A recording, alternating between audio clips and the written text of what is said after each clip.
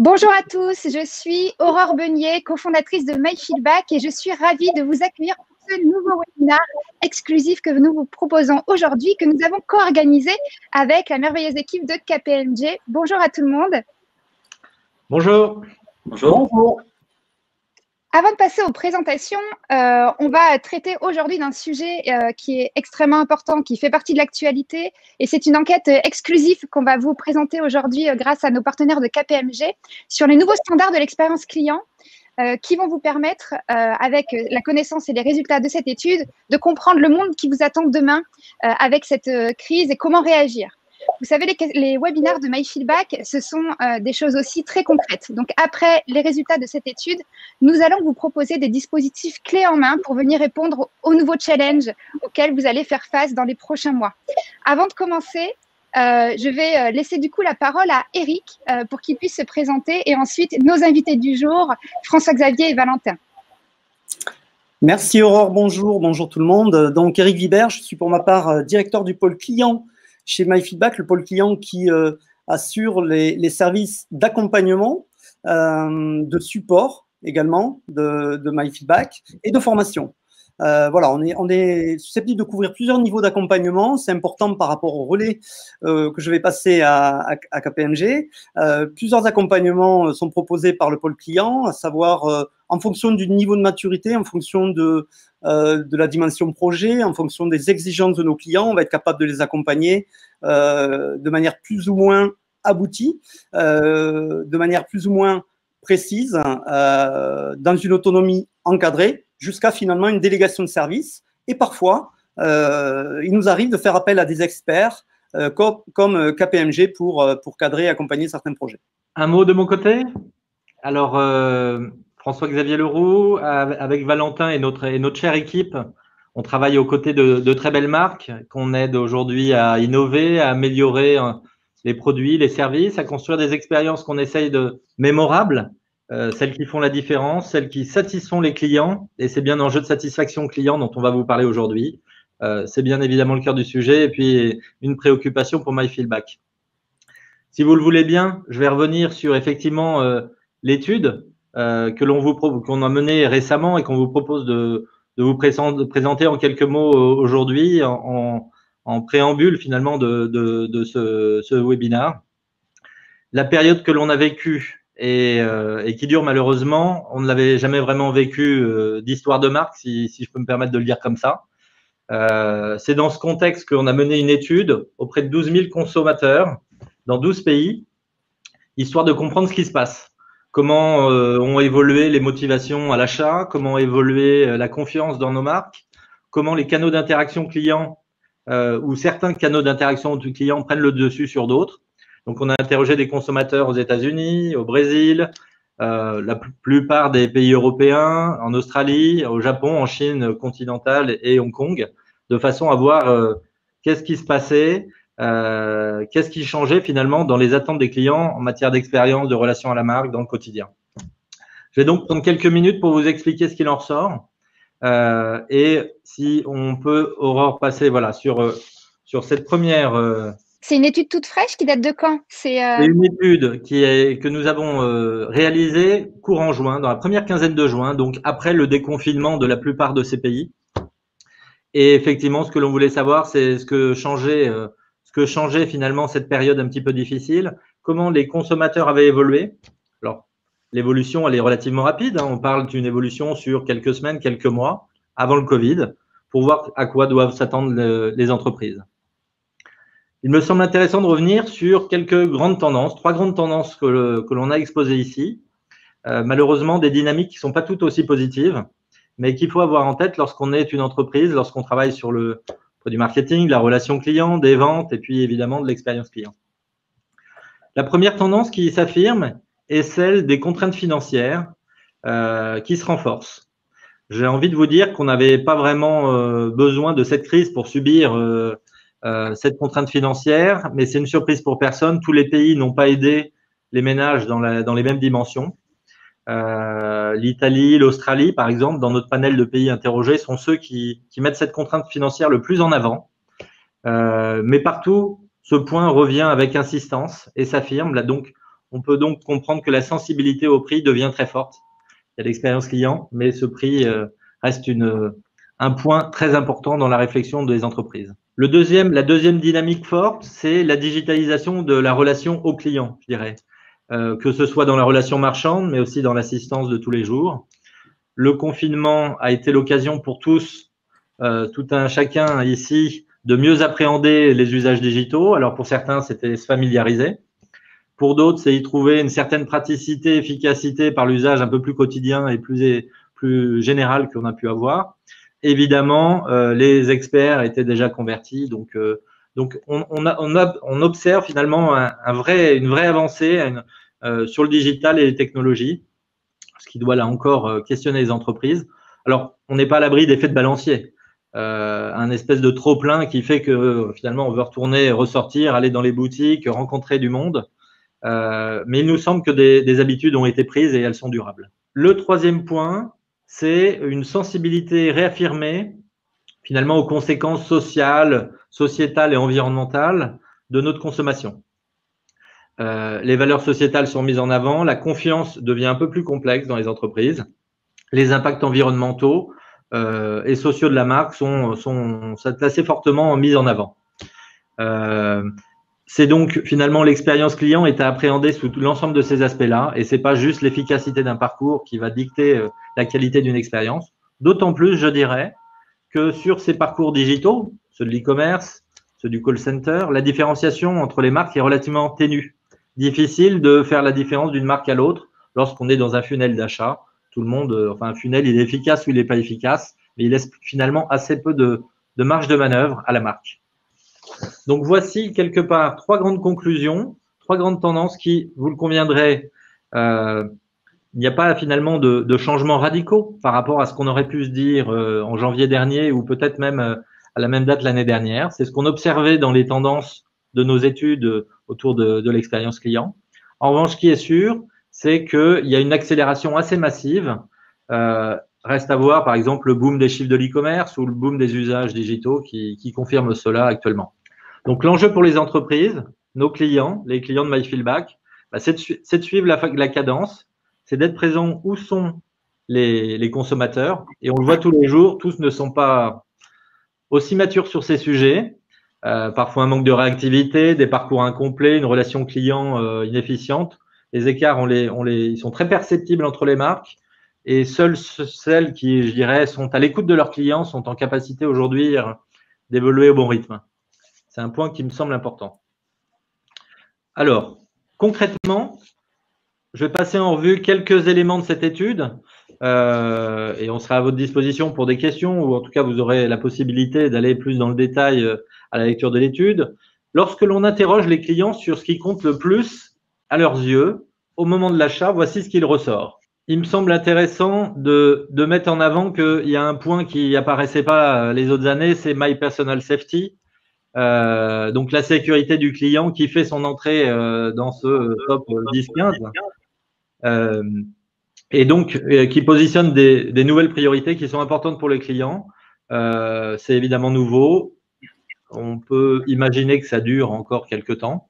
L'expérience en point de vente ou à distance est donc en partie chamboulée. Et c'est notamment le cas plus dans certains pays que d'autres. Mais bon, globalement, tout le monde porte attention à cela. Mais le critère le plus important en relation finalement avec cette tendance un peu de sensibilité prix, c'est ce rapport qualité-prix, le value for money, qui apparaît très fortement. Ça a toujours été, on est dans des logiques d'achat dans cette question-là, donc il est évident que le prix a son importance. Il est accentué dans ce contexte de crise.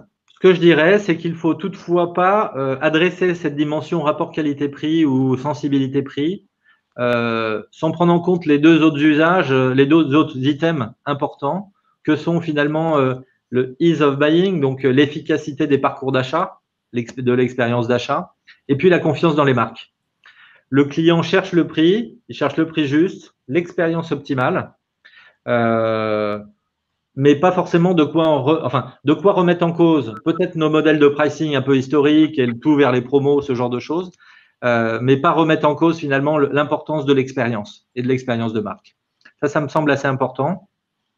Et quand on voit et qu'on rentre un petit peu dans le détail des sous-jacents finalement à ces réponses, on voit que ce qui est important pour notre consommateur aujourd'hui, c'est les mesures de sécurité sanitaire, évidemment, c'est des notions autour de l'expérience d'achat et de consommation, la livraison gratuite, la flexibilité des retours, l'aide aux plus vulnérables, bref, des choses qui ne s'improvisent pas vraiment au quotidien et dont il faut prendre une attention particulière. Un petit détail qui me semble avoir son importance et qui peut vous intéresser aussi, ces phénomènes-là, on les observe quelque part, quels que soient les segments d'activité, quelles que soient les géographies. Et pour quelques exemples, on observe notamment que le consommateur italien a été financièrement très affecté par cette crise, très sensible aux dimensions de prix. C'est aussi le cas à l'autre bout du monde du consommateur australien. C'est un peu moins le cas du consommateur français, certainement un peu plus aidé en cette période. Le consommateur allemand fait preuve d'une grande empathie envers les employés et la politique sociale, finalement, des entreprises vis-à-vis de leurs équipes, des mesures qui sont prises dans ce sens-là. Le consommateur américain, comme le consommateur brésilien, place la sécurité personnelle au premier plan, bien devant les autres. À croire effectivement qu'il est un peu plus fébrile sur ce sujet-là. Le Canadien semble être un optimiste, éternel optimiste, et reste attaché à l'expérience client devant tout le reste. Donc la situation semble un peu plus paisible. Je vous propose que l'on fasse un petit zoom sur quelques autres questions qui nous semblaient également intéressantes, et notamment sur les tendances digitales. L'utilisation notamment des canaux digitaux ou des canaux d'interaction client. On a effectivement, donc le schéma, je m'en excuse, est un petit peu complexe à la première lecture, mais je vais vous en expliquer les quelques éléments. Ce qui a baissé, passant de 40 à 26%, c'est les visites de magasins, de points de vente, et on peut le comprendre, évidemment, puisqu'ils étaient fermés dans la période de confinement, ou en tout cas étaient en train de réouvrir, mais les habitudes avaient été un peu perdues lorsqu'on interrogeait les consommateurs début juin. Et donc, finalement, face à cela, une offre de substitution, en quelque sorte, plus digitale, a pris le dessus. Le téléphone qui a bien augmenté, et puis aussi, surtout, de nouveaux usages. Alors, le téléphone a baissé, pardon, aussi, et surtout de nouveaux canaux digitaux qui ont bien augmenté. Alors, c'est d'une part les sites web et le mobile, mais c'est aussi tout ce qui est, on va dire, un peu nouveau dans ces canaux d'interaction, que ce soit les communautés, les apps, le social, les web chats, les vidéos et compagnie. On peut penser qu'effectivement, les consommateurs ont été dans une phase de test et d'appropriation de ces nouveaux canaux. Ils sont très nombreux, c'est un peu une long tail, pas facile pour les entreprises de toutes les maîtriser, mais on y voit un certain renouveau et il est intéressant de voir que finalement ça rentre un peu dans les habitudes. Il y a une question que je vous ai pas remis là aussi, mais qui a son importance aussi sur les paiements. Les clients limitent drastiquement le cash au profit des cartes et surtout des digital wallets qui sont présents sur notre smartphone et qui ont complètement explosé depuis cette période post-Covid, on va dire. Enfin, quand on questionne le consommateur sur ce qui a le plus changé dans sa relation à la marque avec le Covid, ce sont les réponses qui sont apportées sur la partie droite de cette planche. Finalement, il y a ce personal safety, c'est effectivement le grand changement. Derrière ce personal safety, il y a évidemment la sécurité personnelle physique, l'intégrité physique, on l'imagine bien. Mais dans les réponses qui sont apportées, il y a aussi d'autres dimensions, comme aussi mes données sont-elles protégées, quelle attention est faite finalement à la connaissance qui est faite de mes données, de mon expérience. Et puis, il y a tout un tas d'items que l'on pourrait combiner finalement en people, social, environnement, qui sont très présents et qui, quelque part, prennent le pas sur les valeurs de marque, toujours présentes évidemment, mais qui arrivent en deçà. La marque vient derrière. On pourrait imaginer que la compétition prend de nouvelles formes. Alors, je ne saurais trop vous dire si c'est durable. En tout cas, il me semble que les entreprises doivent être vigilantes à ces aspects-là. On est face à une vraie prise de conscience sur tous ces éléments qui sont du consommer local, sociétal, responsable, que ce soit pour les employés et pour l'environnement.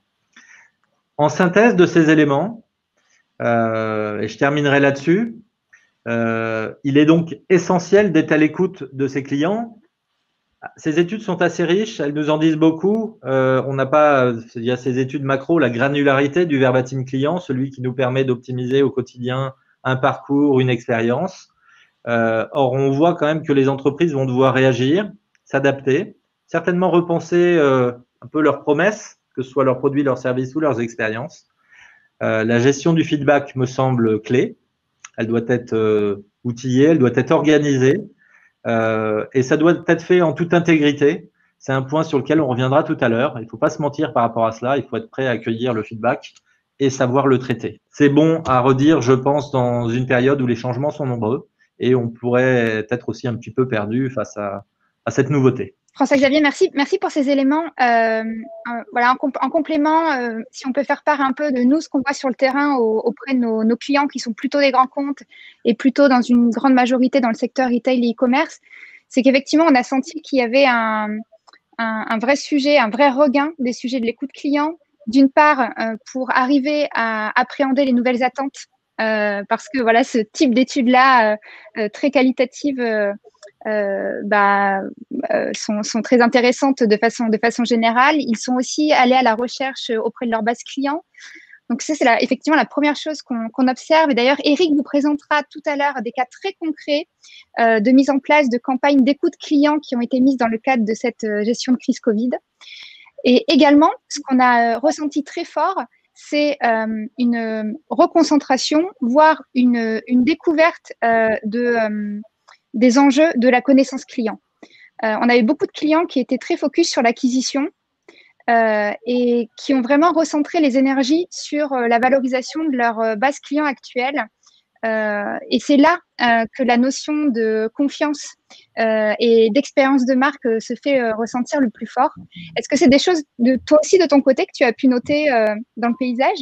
Alors, nous, ce qui est sûr, c'est que les marques sont très vigilantes. On menait beaucoup d'efforts ces dernières semaines pour être proche de leurs clients, pour apporter de l'empathie, pour parler avec empathie dans cette période très particulière.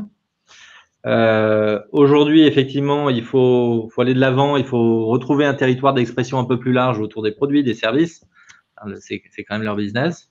Donc, elles cherchent à se réinventer et cette expérience, effectivement, elle doit être réinventée aujourd'hui. Pour justement maîtriser ces canaux, pour apporter les bons discours, pour être présent au quotidien.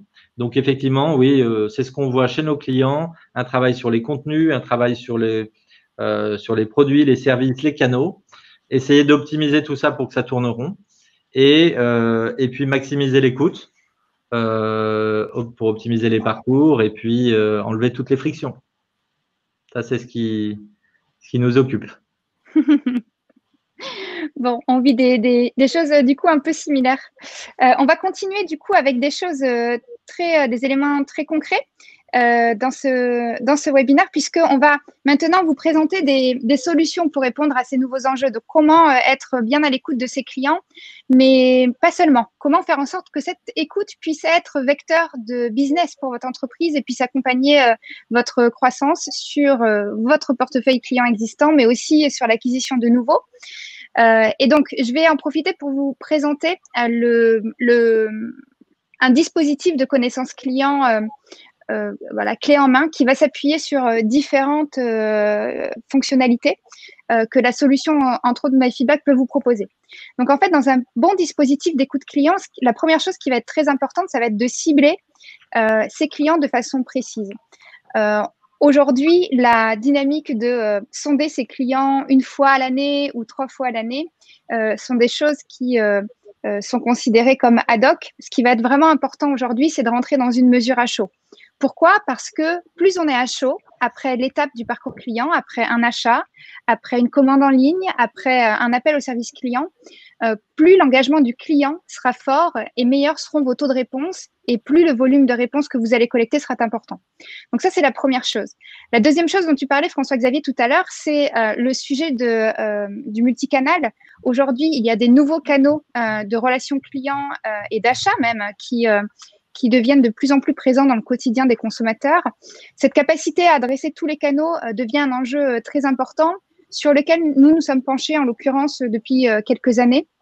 Donc, je pense notamment aux canaux digitaux, bien entendu, l'email, la capacité de déployer ces dispositifs d'écoute sur site web, sur des apps, mais aussi sur les nouveaux canaux conversationnels du WhatsApp, Facebook Messenger, sur lesquels on va pouvoir proposer une expérience de questionnaire parfaitement intégrée à cette expérience conversationnelle. Donc, la couverture de l'ensemble des points de contact, déjà, c'est la première chose. Et ensuite, la deuxième chose, c'est timing, déclencher vraiment son questionnaire à chaud. Deuxième élément pour maximiser la collecte, ça va être dans le questionnaire. Avoir la capacité à personnaliser son questionnaire à son client et à l'étape qu'il vient de vivre avec vous. Ça, c'est un enjeu primordial. C'est un enjeu, le niveau de personnalisation, c'est quelque chose d'assez ancré dans la culture marketing aujourd'hui, quand on parle de l'envoi d'un email de marketing relationnel. Pour le sujet des questionnaires, c'est un peu différent parce que les technologies le permettaient peut-être pas jusqu'à très récemment. Eh bien, aujourd'hui, nous mettons à disposition les technologies qui vous permettent d'adresser un questionnaire de façon très personnalisée. Là aussi, c'est très important de faire ressortir un contexte dans le questionnaire, dans le libellé des questions, dans le choix des questions, pour maximiser l'engagement de votre client, là encore, et améliorer le taux de réponse. C'est ce que vous vivez déjà avec des acteurs très digitalisés comme des Booking ou des Uber qui ont très vite compris que la culture du feedback client leur permettait d'avoir une vision des attentes de leurs clients et une démarche centrée sur les attentes de leurs clients. Et ben, c'est tout à fait ce qu'on va vous permettre de faire avec des questionnaires vraiment rationalisés, ultra personnalisés et ciblés qui vont avoir un taux d'engagement très important. Pour vous donner des résultats très concrets, les questionnaires de MyFeedback, c'est en moyenne 60% de taux de réponse en appliquant les bonnes pratiques de personnalisation et de contextualisation.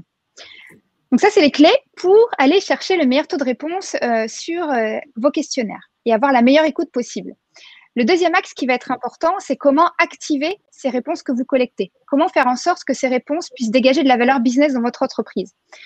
Alors, de la valeur business, ça peut être à deux niveaux. Ça peut être de la valeur directe ou indirecte. Et quand on va être sur l'indirect, on va plutôt être sur l'organisation, sur l'optimisation de mon management, l'optimisation des tâches du quotidien de l'ensemble de mes collaborateurs. Je pense aux directeurs de points de vente, je pense aux conseillers sur les services clients et aux managers et à la direction de façon plus large. Eh bien, cette donnée, vous allez du coup pouvoir l'intégrer dans des reportings et des dashboards temps réel qui vont pouvoir être redirigés vers l'ensemble des collaborateurs. Dans ces reportings, on va le voir tout à l'heure en fin de présentation, ces dashboards, ce qui va être très important, c'est de mettre en place des indicateurs très opérationnels pour vos collaborateurs. Il ne s'agit pas de donner une note de satisfaction globale qui est peu actionnable par les personnes qui sont sur le terrain. L'objectif, ça va être vraiment de mettre en perspective une note de satisfaction avec une donnée liée à l'étape du parcours, au contexte du client, à sa typologie, au produit qu'il a acheté, au tunnel qu'il a emprunté pour convertir. Et le croisement de ces deux types de données vont vous permettre de mettre en place des indicateurs très concrets et actionnables sur le terrain. Ensuite, la deuxième chose, ça va être d'avoir la capacité d'activer chaque feedback de façon unitaire. Après chaque réponse, vous avez la capacité du coup de déclencher des actions marketing avec des technologies comme MyFeedback qui vont vous permettre de valoriser chaque feedback de façon unitaire et de l'insérer dans un process métier particulier.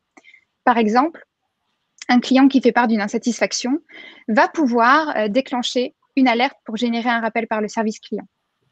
A contrario, un client qui fait part d'une satisfaction très forte et d'une envie de recommandation avec la marque va être un très bon candidat pour intégrer un programme de parrainage via votre solution marketing.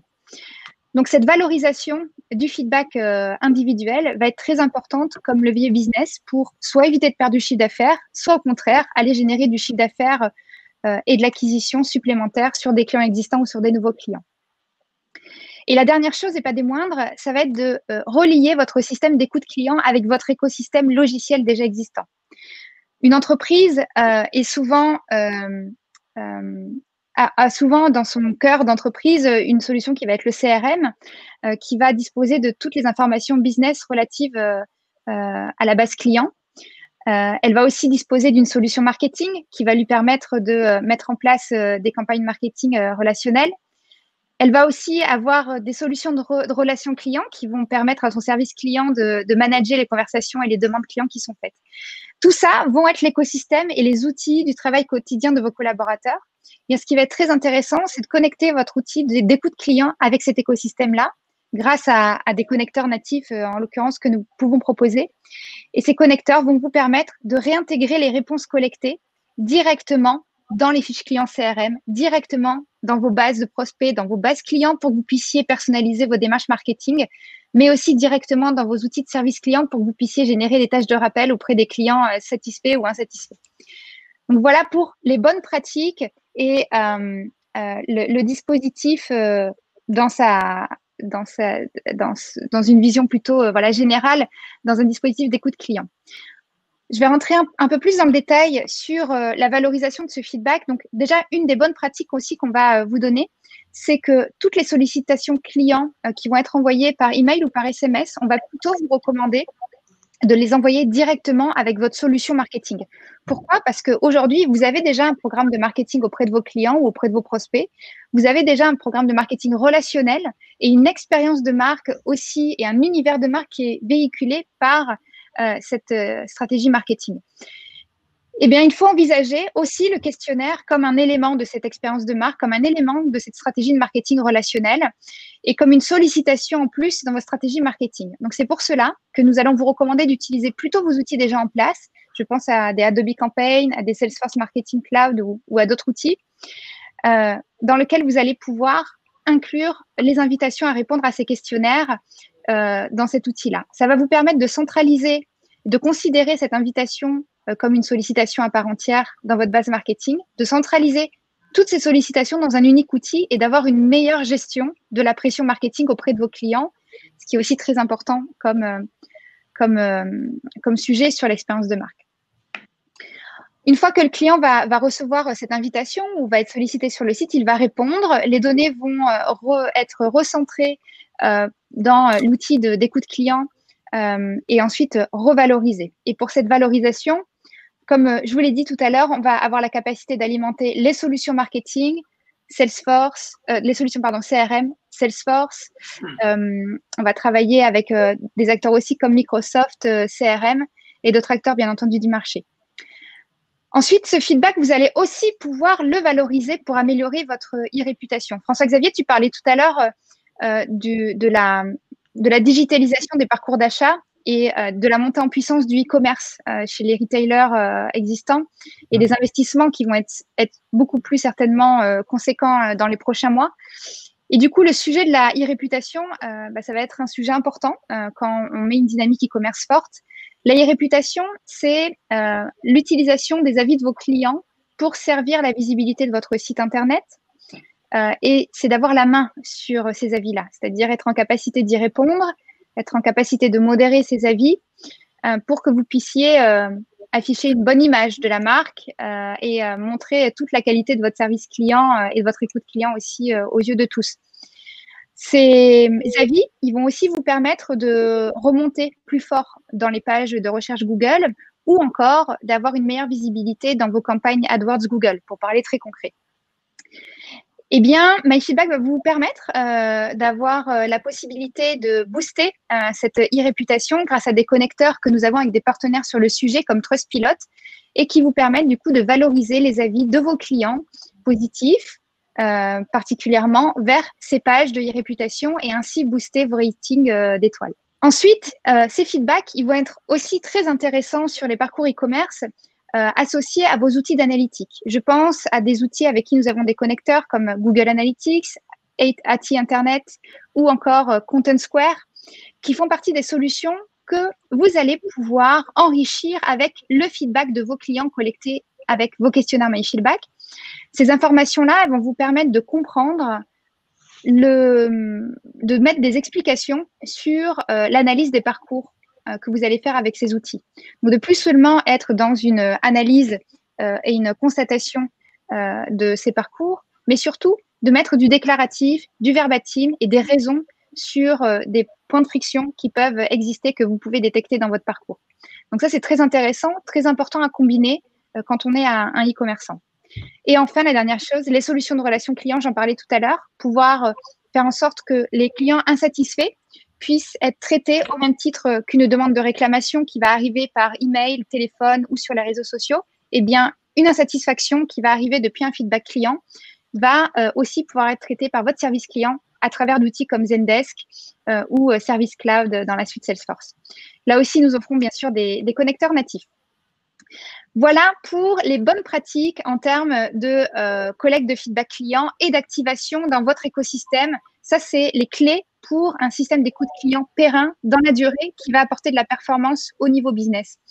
Donc, je vais donner la main maintenant à Eric. Et Eric, du coup, tu vas nous en dire plus sur les usages d'écoute client qui ont été mis concrètement en place par nos utilisateurs dans le cadre de cette crise, de cette gestion de crise Covid. Oui, Aurore, effectivement. Alors, on a déjà immédiatement eu des réactions particulièrement différentes de la part de nos clients. Certains ont eu nécessité de stopper certains dispositifs immédiatement, mais tous ont réagi très, très rapidement et ont fait en sorte d'adapter de manière très concrète la communication à l'ensemble de leurs clients, et ceci dans l'objectif de comprendre concrètement l'impact de la situation sanitaire, l'impact que peut avoir eu cette situation sur les consommateurs, mais aussi sur les collaborateurs, et de comprendre les changements que ça peut entraîner de manière persistante ou à l'avenir. Donc l'idée générale de la réaction de tous les clients était de s'adapter et de proposer des réponses efficaces à la situation. Voilà. Et en fonction du niveau de maturité, du niveau d'avancement, de la connaissance des clients, des outils en place, etc., certains ont été immédiatement dans les solutions et d'autres ont eu nécessité d'aller chercher plus d'éléments pour être meilleurs, pour appréhender les problématiques. En tout cas, quel que soit le secteur d'activité, on note une forte réactivité globale. Voilà. Immédiatement, les choses se sont mises en place. Après ce temps de digestion, j'ai envie de dire, et en s'appuyant sur le fait que, si je reprends finalement aussi des liens sur l'étude que tu évoquais tout à l'heure, François-Xavier, et la nécessité, en tout cas le besoin de digitalisation dans la relation client, on s'est mis en place très très rapidement. On a accompagné ces dispositifs. Les idées générales étaient globalement, dans le cadre de la compréhension des nouvelles attentes des clients, c'était orienté sur des intentions d'achat. Alors, intention d'achat, ça va avoir un impact très fort, puisque à travers la compréhension des intentions d'achat sur certains produits, on va être capable, en fait, d'achalander certains produits, on va être capable d'adapter les dispositifs de livraison et de mise à disposition. Il n'est pas nécessaire de conserver un flux, de conserver des dispositifs sur des produits, par exemple, qui vont pas être de première nécessité, qui vont pas être en cohérence par rapport à la situation actuelle. Ça se traduit également par les trajets, en l'occurrence, adapter les solutions de déplacement par rapport aux intentions de déplacement. Ça paraît juste tellement cohérent. Voilà, ça fait partie des choses qui ont été lancées. L'idée, donc, au-delà de ces actions très, très précises, c'est de comprendre plus généralement les nouvelles habitudes également, de manière à mettre en place les dispositifs adaptés.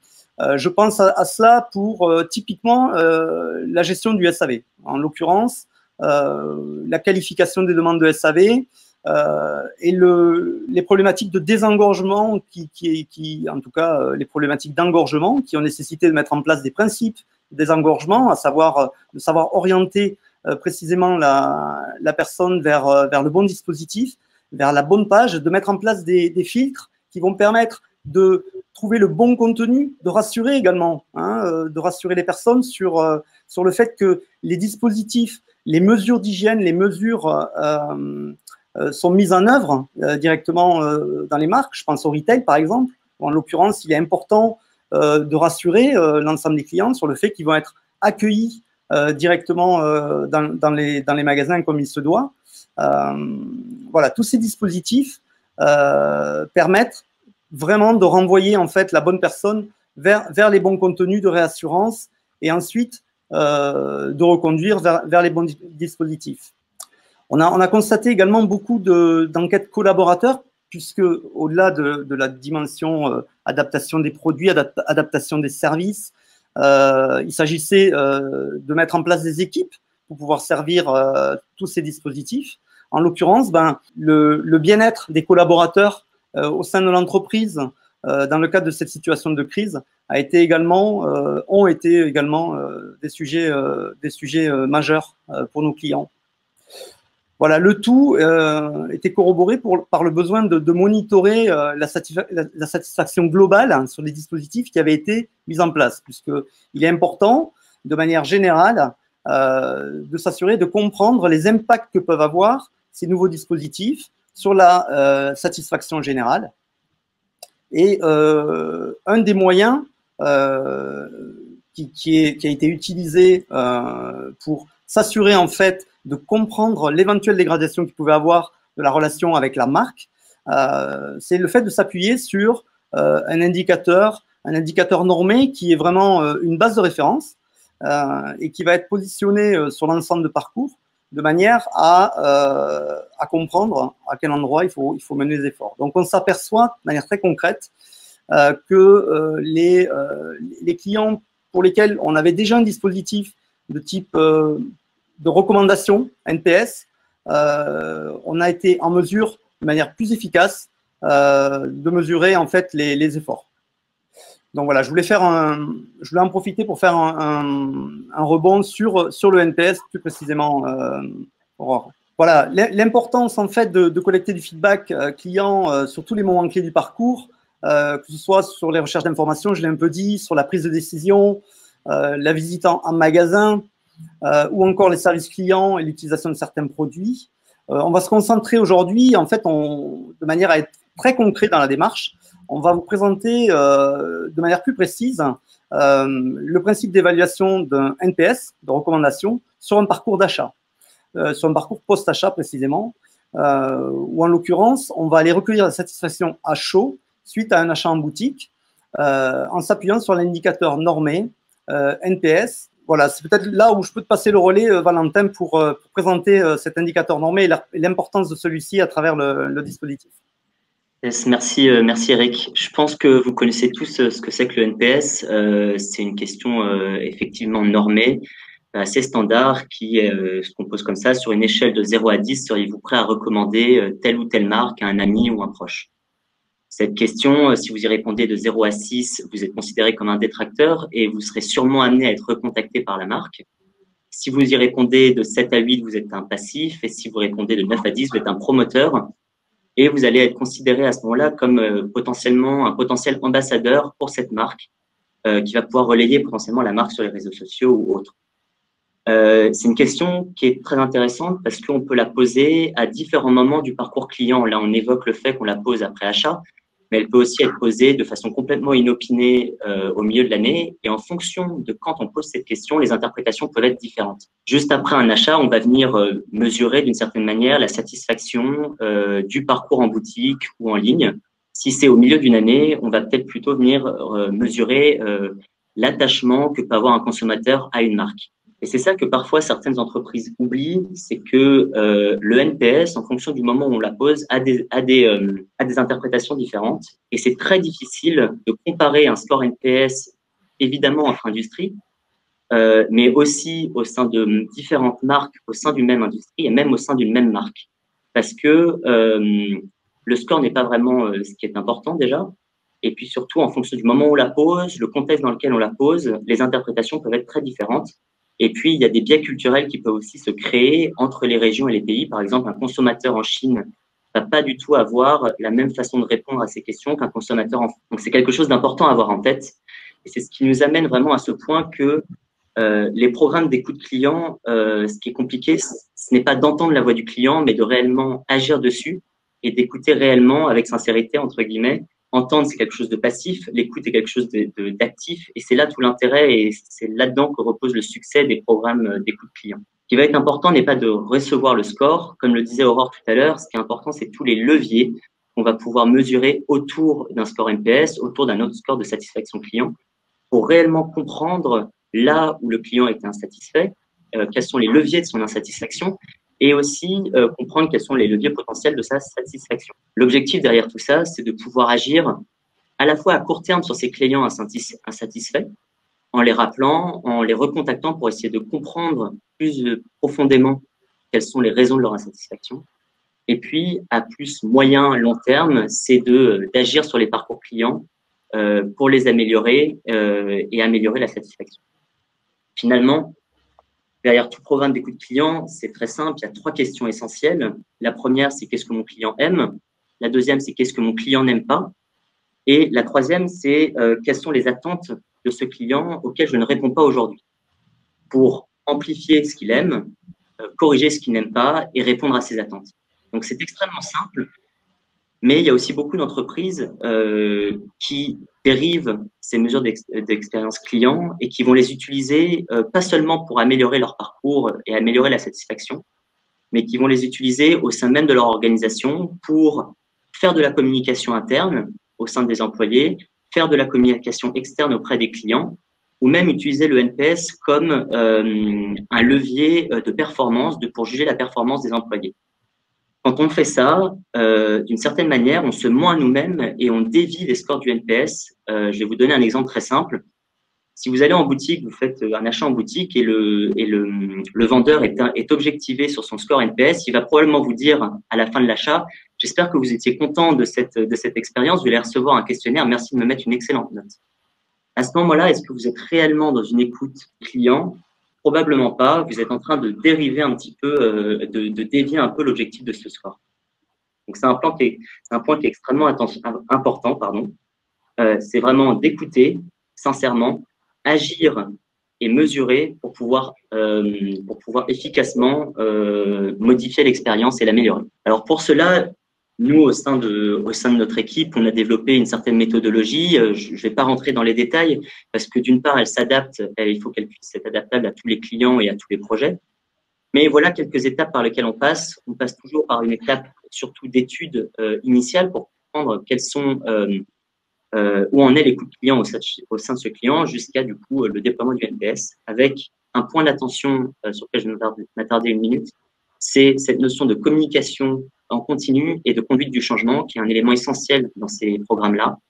On constate que beaucoup d'entreprises qui entreprennent des programmes d'écoute client sont des entreprises qui vont aussi passer d'une stratégie très centrée produit à potentiellement une stratégie beaucoup plus centrée client. Et ce shift-là s'accompagne par des changements culturels, des changements d'organisation et qui méritent d'être accompagnés en profondeur dans l'entreprise. Aussi, pour accompagner ces projets, on a développé et conçu qu'on appelle le NPS Programme Canvas, qui permet de répondre à d'identifier un certain nombre de questions clés lorsqu'on veut mettre en place un programme d'expérience client. Il y a 7 grandes dimensions. La première sont les visions et les objectifs qu'il faut définir en amont.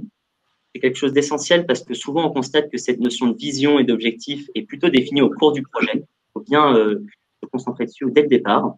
Et puis ensuite, on rentre dans toutes les étapes du process NPS, du trigger. Donc, qu'est-ce qui va déclencher notre questionnaire?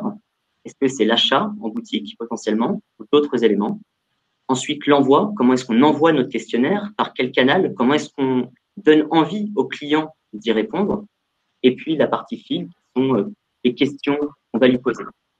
Il y a ensuite tout le bloc close the loop dont on a parlé, c'est toute la partie agir sur le retour client, que ce soit dans le court et le long terme pour boucler la boucle. Et puis ensuite la partie measure, qui sont les KPI, les indicateurs que l'on a définis pour mesurer le succès de notre programme. Et en parallèle de ça, je l'ai déjà évoqué, c'est toute la partie change. C'est un outil qui est adaptable, simple d'utilisation, et qui a surtout pour objectif d'apporter quelques pistes de réflexion dans ces programmes-là. En aucun cas, c'est quelque chose de standardisé, quelque chose de fixe. En fonction de votre projet, de votre culture d'entreprise, de votre contexte, certaines questions se posent et ne se posent pas, et d'ailleurs, d'autres doivent aussi se poser. Une fois que nous avons complété ce canvas, comme tout bon consultant qu'on est, on aime bien les process, et c'est pour ça qu'on vient en général poser ça sur un grand board avec l'ensemble des différentes étapes qui nous permettent d'y voir plus clair, que ce soit du moment où il y a l'achat de notre client jusqu'à la façon dont on va analyser ce feedback et agir dessus. Et du coup, Aurore, je vais te passer la main pour les quelques minutes qui restent pour nous illustrer comment MyFeedback permet d'envoyer ces questionnaires et les outils de dashboarding que vous avez qui sont essentiels pour la mesure de cette satisfaction. Super. Merci beaucoup, Valentin, pour tout ça. En tout cas, ce qui est hyper rassurant peut-être pour les personnes qui nous écoutent, c'est que voilà, ça donne un cadre, ça permet de cadrer ses besoins, son projet. Tu l'as dit, mettre en place des objectifs initiaux, mettre en place des KPI de succès sur ce type de projet, c'est essentiel. C'est des choses sur lesquelles voilà, on travaille tous les jours. Parce qu'on peut vite se lancer dans un dispositif d'écoute client et puis ça devient très addictif en fait. Et puis ça peut partir voilà, un peu de façon très large. Donc, on ne rappellera jamais assez l'importance de cadrer les choses pour arriver à ces objectifs. Alors effectivement, moi je vais vous parler maintenant d'un cas très concret. Plus ça va et plus on rentre dans le concret. Donc voici un exemple de parcours sur lequel nous allons écouter notre client. Donc, je suis client, je fais un achat en boutique. À la suite de cet achat, je reçois un email. Alors, pourquoi je reçois un email? Parce que je suis connue, je suis enregistrée en base et du coup, mon passage en boutique a été enregistré dans la base CRM et marketing. Donc, je reçois un email qui est envoyé par la solution marketing de l'entreprise et dans cet email, on me propose de répondre à un questionnaire. Première chose et première bonne pratique aussi, ce qui est très important, c'est d'intégrer cette première question NPS directement dans le corps de l'email. Là aussi, nos technologies le permettent. Ça évite un clic, ça multiplie le taux de réponse par 2, donc on ne va pas s'en priver. Ensuite, une fois que la personne clique et donne sa note, on va pouvoir ouvrir la suite du questionnaire et donc je vais vous montrer un exemple de suite. Voilà. Donc, ma question NPS. Alors, ce qui est très intéressant aussi, c'est sur la question NPS d'avoir un système de colorimétrie pour guider, bien entendu, votre client, lui montrer ici, bon, pas que 0 à 6, c'est plutôt pas content, 7 et 8, c'est plutôt neutre, hein, et 9 et 10, c'est plutôt hyper content de l'expérience qu'il vient de vivre. À la suite de ce score, ce qu'on peut imaginer, c'est une question qui va aller chercher du verbatim pour apporter un peu de densité et étayer la vision du client. Donc, une question très simple. Pourriez-vous commenter ce score? On peut aussi imaginer une variante qui est « Nous sommes désolés d'avoir généré une insatisfaction. Pourriez-vous nous dire pourquoi? Nous sommes ravis de voir que vous êtes parfaitement satisfait. Voulez-vous commenter ce score et nous dire ce que vous avez aimé ?» Voilà, on peut faire ce type de variante aussi, plus adapté à la réponse qui vient d'être donnée auparavant. Ce verbatim-là, on va pouvoir le collecter et l'analyser de différentes façons dans une plateforme comme MyFeedback et puis de façon plus poussée avec des solutions dédiées à l'analyse des verbatims, partenaire aussi de MyFeedback. Après cette première note, alors on peut passer à des items pour évaluer le détail de l'expérience vécue. Donc, je reprends une question chapeau qui va être suite à votre visite dans notre boutique de Toulouse. Donc, je vous parlais du sujet de la contextualisation tout à l'heure. Et bien là, c'est un très bon exemple. De façon dynamique, vous allez pouvoir faire apparaître le nom de la boutique ou de la ville dans laquelle se trouve votre boutique pour rappeler au client et le recontextualiser dans son feedback. Veuillez noter votre niveau d'appréciation pour chaque item. Et là, vous allez pouvoir dérouler les items qui vous conviennent et que vous souhaitez évaluer pour votre expérience de marque. Quelques exemples ici, l'ambiance générale, la qualité des produits, le rapport qualité-prix ou encore l'accueil et la disponibilité des vendeurs. Une petite recommandation sur les échelles de notation. On a plutôt tendance à travailler sur des échelles de 4. Pourquoi? Simplement pour qu'il n'y ait pas de positionnement médian à 3 qui soit difficilement exploitable en termes de déclenchement d'action derrière. Ça, c'est une des recommandations voilà, qu'on peut vous faire. Aussi, vous voyez que l'ensemble des items se trouve groupés sur la même page et visible, ce qui permet aussi de bien projeter le client dans le temps qu'il va mettre pour compléter ce questionnaire, lui donner de la visibilité. Vous savez que le sujet du feedback client, il doit un peu se sortir de ces questionnaires à 20, 30, 40 questions qui ont sévi pendant plusieurs années il y a quelques temps. Et donc, apporter de la visibilité, rassurer sur le fait que le questionnaire soit court, efficace et contextuel, ça fait partie des bonnes pratiques pour aller chercher un bon taux de feedback. En complément de ces questions, ce que vous pouvez aussi imaginer avec la note NPS, ce sont des notes de CSAT qui vont pas mesurer la recommandation de la marque, mais clairement le niveau de satisfaction lié à l'interaction qui vient d'avoir lieu, donc à l'expérience d'achat, ensuite, quelle est votre satisfaction à la suite de votre achat, à la suite de l'appel au service client, qui vont permettre de donner aussi un peu plus de précision sur ce niveau de satisfaction et pas seulement de recommandation. Vous pouvez aussi faire vivre le NPS avec le score CES, qui est le Customer Effort Score, qui est un score qui permet à votre client d'exprimer un niveau de difficulté ressenti pour atteindre son but. Donc, son but sur un achat en boutique, ça va être de réaliser son achat, sur un achat en ligne, de réaliser son achat en ligne, et sur un appel au service client, d'avoir la réponse à sa question. Pour revenir sur les items que nous avons soumis aux notations, ce qui est très intéressant aussi, c'est de faire vivre cette question avec une question d'importance. Tu parlais des attentes tout à l'heure, Valentin. Cette question vient clairement répondre à ça. Qu'est-ce qui est le plus important pour vous lors d'un achat en magasin? En gros, quelles sont vos attentes et avec un niveau de priorité qui peut être exprimé. Et donc là, on va retrouver les mêmes items. Ce qui va être intéressant dans l'analyse, ça va être de confronter du coup les deux, le niveau d'importance avec la note de satisfaction qui a été donnée.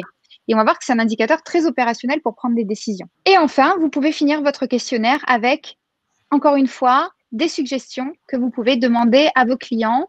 Les pistes d'amélioration et l'amélioration de votre parcours à moyen et long terme vont aussi se jouer sur les signaux faibles ou forts, repérés dans les verbatims que vous allez pouvoir exploiter dans vos prises de décision.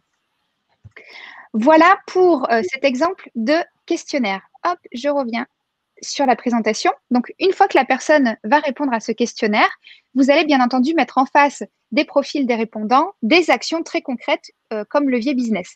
Les promoteurs vont pouvoir être intégrés dans un programme de parrainage qui va être déclenché par votre outil marketing, par exemple. Les neutres, eux, sont une population très intéressante à travailler. C'est pas la première population qu'on a à l'idée de travailler, c'est plutôt les détracteurs. Bien, les neutres aussi sont intéressants parce que ce sont des promoteurs en puissance. Donc, c'est très intéressant d'apporter des pistes de réassurance sur ce qui a été émis comme comme élément d'insatisfaction ou des pistes d'amélioration qui ont été émises par cette population-là. Donc, ces niveaux de réassurance, vous pouvez les travailler, pas forcément en générant un appel par service client, mais simplement en préparant des emails marketing de réassurance ou en redirigeant votre client vers un help center qui va donner des compléments d'information. Et enfin, les profils détracteurs identifiés par la note NPS vont certainement mériter un rappel par votre service client. Donc, d'où l'importance de connecter une solution d'écoute client avec votre solution de service client. Une fois que vous avez lancé vos actions pour transformer ces feedbacks en levier business pour éviter de perdre des clients ou en gagner de nouveaux, vous allez pouvoir utiliser du coup aussi ces données pour piloter l'activité quotidienne de vos directeurs de magasins. Et c'est là qu'on va passer sur les dashboards. Je vais vous repartager mon écran et vous présenter ce que peut être un dashboard pour permettre à votre équipe terrain de piloter leur activité grâce à la satisfaction client. Le dashboard que je vous présente aujourd'hui, là aussi, c'est quelque chose de entièrement personnalisable aux enjeux de votre entreprise. La force de MyFeedback, c'est son agilité, c'est son niveau de personnalisation, tout en alliant une autonomie complète par nos utilisateurs. Donc, tout ce que je vous présente aujourd'hui, ce sont des pistes de réflexion, des ouvertures, des idées que vous pouvez utiliser pour vous inspirer pour vos projets de demain. Et bien entendu, si nous avons le plaisir de travailler ensemble, ce sont des choses qui seront totalement personnalisées à vos enjeux. Donc, la première chose, ça va être de remonter cette note NPS globale avec la variation. La variation elle va être intéressante parce qu'elle va permettre de voir l'évolution dans le temps par rapport à une période précédente. Est-ce qu'on est plutôt en augmentation sur cette note NPS ou est-ce qu'on est plutôt en diminution? Ensuite, vous allez pouvoir confronter ce score NPS avec des informations de contexte. Donc, par exemple, ici, la région à laquelle appartient mon point de vente. Et donc, très facilement, vous allez pouvoir croiser cette note NPS avec la région et avoir cette note NPS segmentée par région. Vous pouvez aussi ajouter une dimension date pour voir l'évolution de cette note dans le temps. Par exemple, voilà, ici, en faisant un focus sur l'Occitanie, je ne pouvais pas faire autrement puisque nous sommes basés à Toulouse. Ensuite, cette note NPS, vous allez aussi pouvoir la croiser par segment client, autre donnée de contexte. Dans le dispositif de votre écoute client, vous allez pouvoir utiliser ces informations de segment client présentes dans votre base marketing. Par exemple, un grade, un client qui est gold, qui est très consommateur avec des gros paniers chez moi, un client premium ou encore un client silver un peu moins, et avoir une vision des profils NPS par segmentation client. Ici, ce que je peux noter, c'est que sur mon segment client, j'ai une proportion trop importante de détracteurs. Donc, sur cette partie de ma population, je couvre certainement pas les attentes qu'ils ont à propos de ma marque et de mes services. Donc, je vais peut-être rentrer dans une écoute et aller chercher des réponses en termes d'attente. On peut également, bien entendu, avoir la même vision que tout à l'heure sur l'évolution d'un score NPS par segment client. Cette fois-ci, ce sont des exemples.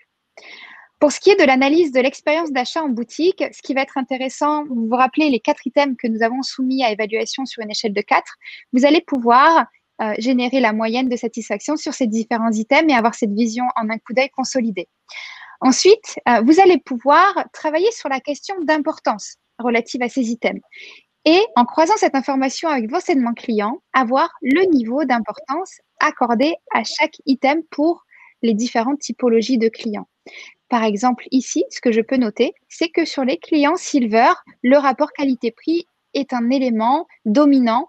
À l'inverse, sur du client Premium, c'est quelque chose qui est considéré de beaucoup moins important. Cette importance, vous allez aussi pouvoir la voir par niveau régional, par point de vente ou par région. On en parlait tout à l'heure, les disparités entre pays, mais aussi au niveau national sont importantes entre les attentes sur des clients qui se trouvent dans le nord de la France ou dans le sud. On a des cas très concrets chez nos clients aujourd'hui. Eh bien, c'est des croisements que vous allez aussi pouvoir faire. Par exemple, ici, on note que dans les Hauts-de-France, l'accueil et la disponibilité des vendeurs est un critère beaucoup plus important que dans le Grand Est. À côté, vous avez un exemple d'indicateur qui va venir croiser ce niveau d'importance avec la note de satisfaction. Donc, ce niveau d'importance, vous l'avez ici en ordonnée. La note de satisfaction, vous l'avez en abscisse. Et ce qui est très intéressant avec ce graphique, c'est qu'on va pouvoir positionner l'item sur ces deux axes. Ici, identifier très rapidement que la chose la plus importante et qui a le plus petit score de satisfaction, c'est la qualité des produits. Donc, c'est mon axe d'action certainement prioritaire pour améliorer la satisfaction de mes clients. Ensuite, on a collecté des verbatims dans ce questionnaire. Donc, ces verbatims, ces commentaires, vous allez pouvoir les analyser sous deux axes. La première chose, c'est que vous allez pouvoir identifier la polarité de ces commentaires, positifs, négatifs ou encore neutres. Vous allez pouvoir identifier les mots-clés de façon automatique qui ont été inscrits dans ces commentaires. Ici, ce qu'on note, c'est que le terme produit est remonté en majorité à 24%, alors que le terme de choix est remonté uniquement à 6%. Sur cette base de ces termes clés, vous allez pouvoir les filtrer par rapport aussi aux autres questions. Donc là, on a pris la note NPS, on a pris les profils NPS qui ont été identifiés par la solution et on a créé des nuages de mots-clés sur ces deux profils-là. Donc ça, c'est les mots les plus utilisés par mes promoteurs dans les commentaires et ici, on a les mots les plus utilisés par mes détracteurs dans les commentaires. Et ce qui est intéressant et de suite très opérationnel pour les équipes, c'est qu'au clic droit, sur le mot, vous avez accès à l'ensemble des commentaires qui contiennent ce mot. Donc là, c'est vraiment quelque chose de très actionnable pour le directeur de point de vente et comprendre ce qui se cache derrière ce nuage de mots. Ensuite, sur ces mots-clés, ce qui va être intéressant, ça va être de mettre en perspective les mots-clés avec la note aussi NPS et ainsi identifier les sujets qui vont avoir le plus fort impact sur votre note NPS.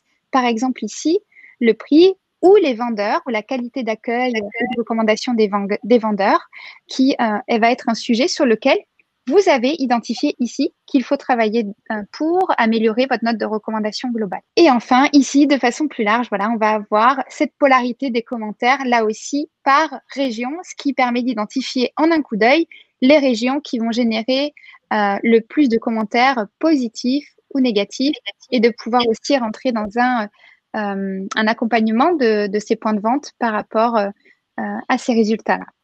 Donc, tous ces exemples d'indicateurs-là, vous allez pouvoir, bien entendu, les adresser au terrain de façon très filtrée. Par exemple, ici, si je souhaite envoyer la vision uniquement de ces indicateurs à mon manager de la région Bretagne, j'applique le filtre et il va recevoir automatiquement uniquement ces résultats. Et vous allez en fait pouvoir utiliser n'importe quel filtre disponible dans les données que vous aurez utilisées pour ce dispositif. Par exemple ici, si je veux faire un focus sur mes clients Gold, je vais avoir un filtre de l'ensemble des indicateurs uniquement sur ma base de clients Gold et rentrer un peu plus dans le détail. Voilà pour cet exemple de questionnaire et de dashboard. Donc, on finit par des choses très concrètes. Est-ce que Valentin et François-Xavier, vous avez des retours à nous faire sur quoi ce qu'on vous a présenté, pardon? Est-ce que c'est des choses aujourd'hui, j'imagine que c'est des choses que vous accompagnez de façon très concrète aussi. Évidemment, oui, merci beaucoup Aurore pour cette démonstration. C'est très riche, c'est intéressant de voir effectivement dans quelle finesse de métriques on peut rentrer dans la facilité d'utilisation. Ce que l'on observe, nous, avec Valentin, c'est que le NPS mérite aujourd'hui d'être traité comme quelque part un programme, un sujet quelque part d'entreprise, de transformation. Souvent, comme le disait Valentin, d'une transformation vers des entreprises plus client-centric, on en parle depuis des années, mais aujourd'hui, avec ces outils, on a les moyens de piloter tout ça. Et comme on le disait, pour mobiliser, pour fournir de l'information au management et aussi aux équipes pour mener les transformations au quotidien, on a besoin d'outils comme cela pour savoir de quoi on parle, pour mesurer et prendre les bonnes décisions. Donc, c'est bien sûr clé. Il faut évidemment se les approprier, poser les bonnes sondes, poser les questions sur ce que l'on recherche vraiment comme information. Mais oui, dans tous ces projets d'expérience client, ça doit être tourné autour de données, quali et quanti. Donc, s'appuyer sur ce genre de choses. Merci beaucoup, Aurore. Bah, avec plaisir, c'est moi. Est-ce que, du coup, si vous avez des questions, n'hésitez pas. Ça va faire un peu plus d'une heure qu'on a le plaisir de vous présenter tous ces éléments, du plus large au plus concret, vous donner des pistes très opérationnelles et aussi stratégiques pour que vous puissiez vous préparer aux nouveaux défis, aux challenges qui vous attendent à présent dans ce cadre de gestion de crise. Parce que je pense que et côté MyFeedback et côté KPMG, on a un challenge commun, c'est de vous aider à croître et à rester un acteur actif dans cette crise et à relever ces challenges. Donc voilà, on espère que cette transmission d'informations, ce partage d'expériences vous a servi et vous servira pour la suite de façon très concrète. Pour ce qui est la suite de ce webinaire, vous allez recevoir du coup le replay par email. Vous allez recevoir aussi des informations sur les dispositifs que nous vous avons montrés aujourd'hui. N'hésitez pas à rester très attentif à l'annonce de nos prochains webinaires. On en a de très grande qualité qui vont se poursuivre dans les prochaines semaines. Encore une fois, avec de la stratégie, avec des choses très concrètes, très opérationnelles pour vous permettre de répondre à ces nouveaux challenges. François-Xavier, Valentin, je vous laisse le mot de la fin. Bah, écoutez, on vous remercie. MyFeedback, c'était un plaisir de participer aujourd'hui. On croit comme vous aux expériences clients. Donc, bon vent à MyFeedback et on se retrouvera bientôt. Parfait. Merci à tous. Merci Valentin, merci François-Xavier. Merci Eric. Merci à tous pour votre écoute. Et on vous dit à très bientôt. Et on vous envoie une enquête de satisfaction, bien sûr, après ce webinaire. Faites-nous du feedback, faites-nous des commentaires. On veut s'améliorer aussi pour vous. À très bientôt à tous et très bonne semaine. À bientôt.